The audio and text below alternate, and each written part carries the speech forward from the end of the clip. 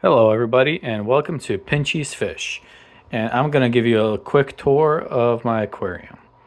So, this is a 10-gallon aquarium, and I bought a kit from PetSmart for it, and it came with a filter and a lid with a light for it.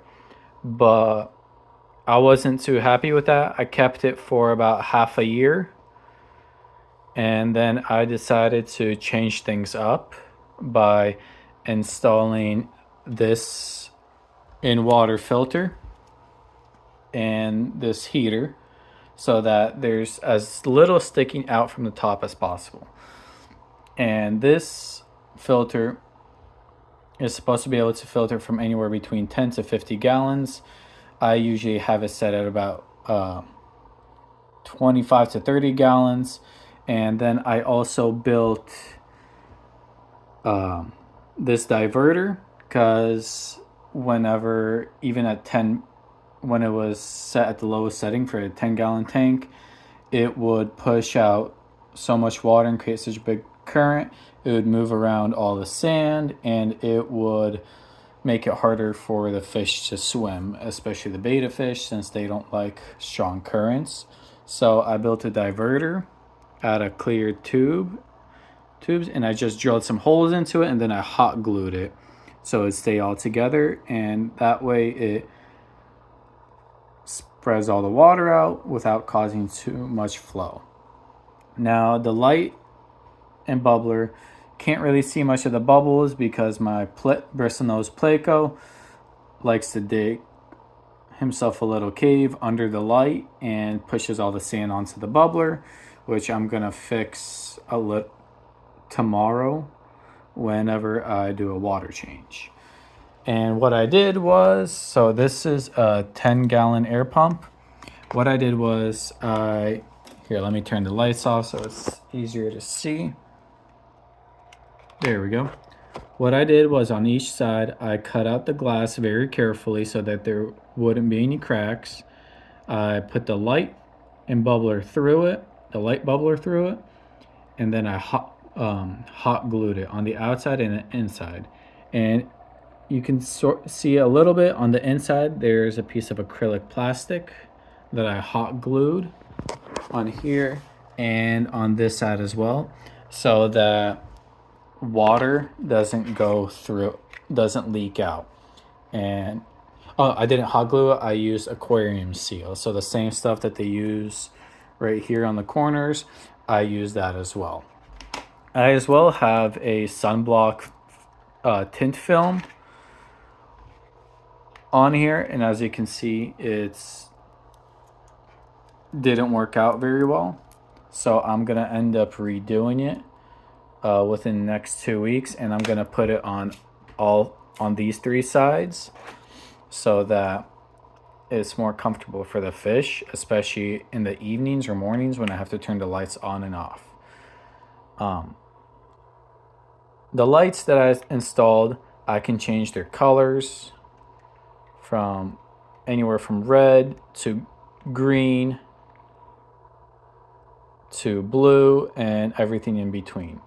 I personally like to, in the mornings when I wake up, turn it on to blue and have it at the lowest setting. So that way it looks like this in the mornings when I turn it on. Then after I brush my teeth and start getting ready, I like to turn it on to this blue-green kind of light. And then after about maybe 30 minutes, I'll turn on the white one. And I usually turn it up about halfway, actually all the way. That way it more or less wakes the fish up with as little stress, and it's almost as if the sun is rising and setting. And then in the evenings when I get home, I'll turn it on to this blue-green color for a few hours, and then maybe 30 minutes to an hour before going to bed, I'll turn on the blue to help calm them down and help them go to sleep. And whenever I do a water change, I also keep it on blue. That way they have as less stress as possible. So that's that. For my decorations, I bought this little tunnel off eBay. It's 3 pieces, 1, then 2, and then the 3rd piece. I hot glued them together so the sand wouldn't fall through as much. I put a fake log in there. All my non-plant decorations are fake. There's a little cave. I put a little cave right there for my crawfish to hide in, and the coolie loach if they ever want to. Oh wow, even the betta fish uses the log. So for the plants, I forgot which ones I bought, but they seem to be dying off, and this is about the 4th time I've installed live plants and they just keep dying. And recently I found out it's most likely because I'm not adding any fertilizer and there's not enough CO2 for them. So tomorrow I'm going to be getting liquid CO2, which I'm going to be adding there. I also put a fake plant up here so that the Boris, the betta fish, can rest up there, because I noticed he likes to rest on top of the filter or between the filter and the heater. So I installed that instead. I like to keep the temperature around 80, sometimes a little lower, for their comfort, because that's usually about it.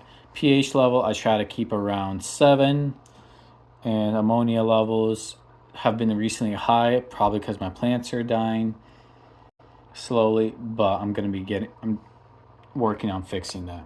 So to meet my fish, as I've just talked about, there's Boris, the betta fish. He's a blue half moon male. Then we have right here Alejandro, the orange dwarf Mexican crawfish. As you can see, swimming around pretty actively is Lockley, my black coolie loach. And then back here we have PT Barnum, my male bristlenose pleco, who's a bit of a butt. And that's the quick overview of my tank. Instead of doing a regular lid, I just built this one. I use equipment that you would use in order to fix the netting on a window. I'm going to be painting it tomorrow, making it black so it looks neater. And that's all. Thank you for joining.